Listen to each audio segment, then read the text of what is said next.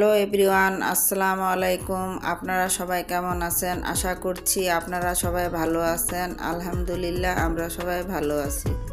Shirin daily ব্লগে সবাইকে স্বাগত। প্রতিদিনের মতো আজও একটি সুন্দর সকাল দিয়ে ভিডিওটি শুরু করছি। আমার ভিডিওটি যদি ভালো লেগে থাকে তাহলে অবশ্যই একটি লাইক দিয়ে দিবেন। আর যারা অলরেডি লাইক দিয়েছেন তাদেরকে জানাই অসংখ্য ধন্যবাদ।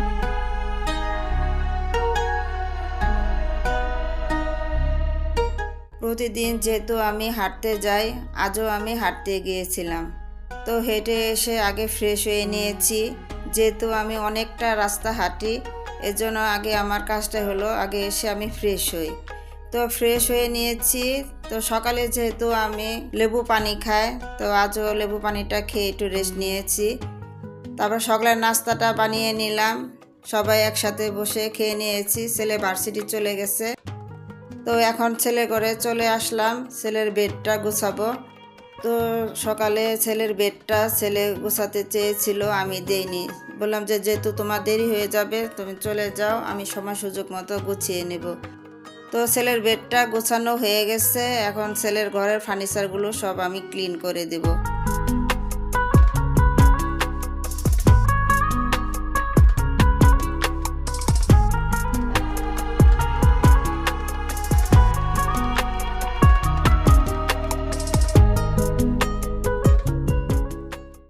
তো ছেলের বেডটা গুছিয়ে পরে আমার ঘরের বেডটাও আমি গুছিয়ে নিয়েছি। আর ঘরের পাশাপাশি অন্যান্য কাজগুলো আমি করে নিয়েছি। তো এখন ঘরটা ঝাড়ু দিয়ে নিব। যেহেতু আমি নিজের কাজ নিজেই করি, এজন্য সময় মতো কাজগুলো করে নিই। অনেক সময় হয় না, কাজ ফেলে রেখে বসে থাকা, একটু আলসেমি করা, এগুলো আমি কখনোই করি না। আমি সময়ের কাজটা সময় করে নিই। ভিডিওর এই পর্যায়ে এসে বরাবরের মতো আজকেও আমি আপনাদের রিকোয়েস্ট করব, যারা এখনও ভিডিওটি লাইক করেননি প্লিজ একটি লাইক দিয়ে দিবেন।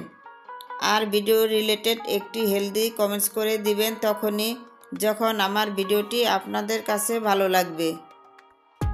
তো আমি প্রতিদিন যেহেতু এই গাছগুলো আমি রোদ্রে দিয়ে দেই, তো আজকেও আমি রোদ্রে দিয়েছি। দেখতেছি গাছটাতে একটু পানি দেওয়া লাগবে, এর জন্য একটু গাছগুলোকে একটু পানি দিয়ে দিলাম। আসলে গাছ যত্ন করলে না, গাছগুলো আসলে দেখতে ভালো হয়। তো এখন কিছু বাজার আমি গুছিয়ে নেব। তো মরিচগুলো বেছে আমি ফ্রিজে রেখে দিব। নিচে থাকলে দেখা যায় যে প্রায় মরিচগুলো নষ্ট হয়ে যায়, এজন্য বেশ কিছু মরিচ আমি ফ্রিজে রেখে দিব।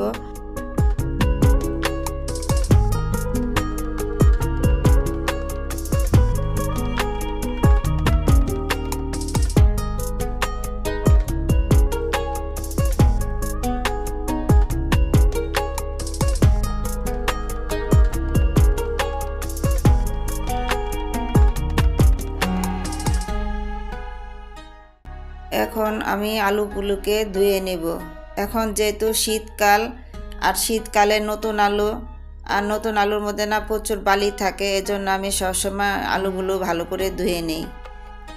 আর আপনাদের ভাইয়া আলু তরকারিটা খুব পছন্দ করে, বিশেষ করে যে কোনো সবজির সাথে আলু দিতেই হবে। আলু তার খুব পছন্দের একটা তরকারি। এখন যেহেতু শীতকাল, বাজারে সব ধরনের সবজি উঠে গেছে, তারপরেও কেন যেন সবজির দাম কমছেই না, সব সবজির দাম খুব বেশি। তো সবজির দাম এত বেশি হওয়াতে দেখা যাইতেছে যে আমাদের মতো সবারই একটু কষ্ট তো হয়েই যায়। যাক, তারপরেও চলতে হয়। যেহেতু আমি সবজিটা খুবই পছন্দ করি, সবজি ছাড়া আমার একদিনও চলে না। সবজি যত কিছুই রান্না করি না কেন, সবজি থাকতেই হবে। যাক, তারপরেও মানিয়ে গুছিয়ে চলছি। তো অনেক কথাই বলে ফেললাম। তো কথা বলতে বলতে আমার সবজিগুলো প্রায় কাটা হয়ে গেছে। তো আজকে সবজি রান্না করব সিম, আলু আর পেঁপে দিয়ে। সবজিগুলোকে হালকা ভিজিয়ে রেখে এখন আমি সবজিগুলোকে ধুয়ে নেব।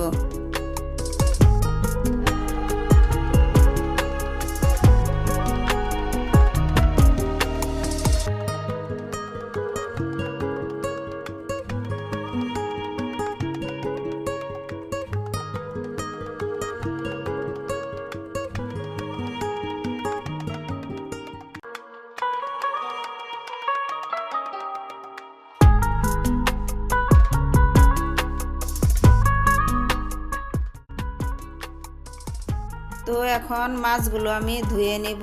তো মাছগুলো কেটে ফ্রিজে রেখে দিয়েছিলাম, তখন ভালো করে ধুয়ে রাখিনি। তো সকালবেলা মাছগুলো বের করে রেখেছিলাম ফ্রিজ থেকে, তো এখন ভালো করে ধুয়ে নিব। তো মাছ আমি সব সময় দেখা যায় লবণ দিয়ে ভালো করে ধুয়ে নিই। আমি দেখতাম যে আমার মাকে সবান লবণ দিয়ে মাছগুলো ভালো করে ধুয়ে নিত। তো আমার মা চাচিরা যেভাবে মাছ পরিষ্কার করতো ধুইতো, তখন মাকে জিজ্ঞেস করতাম যে মা তুমি কেন মাছে লবণ দিতেছ? বলছে মাছে লবণ দিয়ে ধুয়ে নিলে মাছ ভালো হয় বা দেখতে ভালো লাগে, খেতেও ভালো লাগে।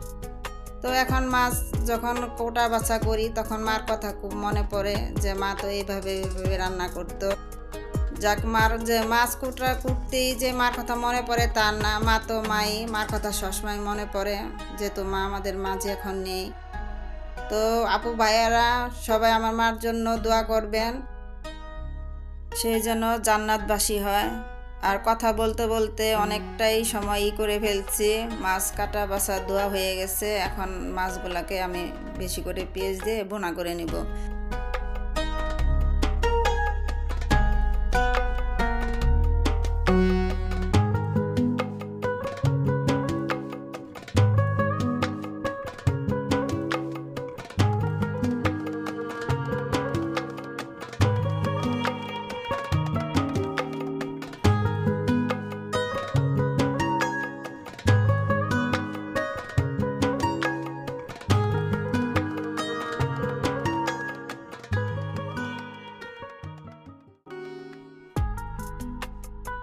তো আমার মাছ রান্নাটা হয়ে গেছে, এখন সবজিটা বসিয়ে দেব।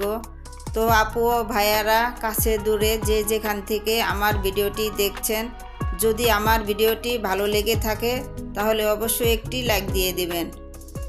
আর যারা আমার চ্যানেলটি নতুন ভিজিট করছেন, যদি আমার ভিডিওগুলো ভালো লেগে থাকে তাহলে অবশ্যই আমার চ্যানেলটিকে সাবস্ক্রাইব করে আমার পাশে থাকবেন।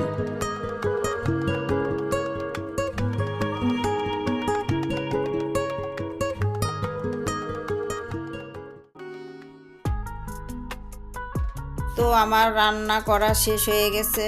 তো আজকে সকালে একটু ভেবে নিয়েছি যে সকাল সকাল রান্না করে আজকে কিছু বাড়তি কাজ করব, এই জন্য ঝটপট রান্নাটা শেষ করে নিলাম। তো আমার কিছু প্লাস্টিকের জিনিস আছে, এগুলো আমি এখন ধুয়ে নিব, যেহেতু এগুলো আমার র্যাকের মধ্যে থাকে, তো হালকা একটু ধুলো পড়ে। তো এই সরপেশগুলা বা ডালা এগুলো আমার বেশ কিছু কাজে লাগে। তো এখন এগুলা যেহেতু হালকা চিটচিটে হয়ে যায়, তো এখন হালকা গরম পানি দিয়ে ডিটারজেন্ট দিয়ে আমি এগুলো ধুয়ে নিব।